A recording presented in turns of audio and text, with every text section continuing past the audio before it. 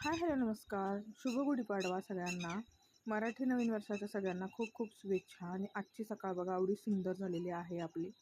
आणि आपल्या एका छोट्याशा मिनी ब्लॉगमध्ये मी तुमचं खूप स्वागत करते.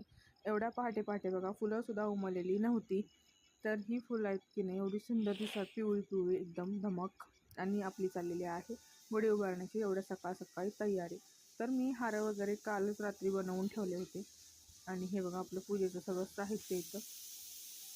आणि हे की नाही हे पिसाळ म्हणतात त्याला. हे आंघोळ करताना पाडव्याच्या दिवशी पायाखाली घेऊन आंघोळ करतात आमच्याकडे.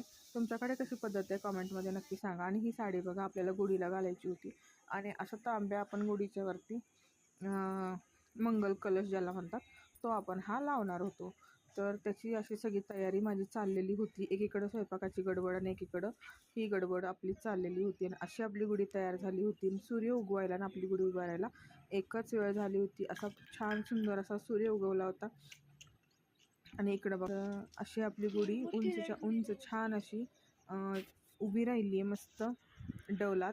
एकदम मंगलमय अशी गुढी. या गुढीच्या याच्याने सगळ्यांच्या सर्व चांगल्या मनोकामना, सर्व चांगल्या इच्छा पूर्ण होऊ दे. आणि इकडं आपली आरतीची तयारी चालू आहे. तुम्ही पण गुढी उभारता का? आमच्याकडे गुढी उभारतात.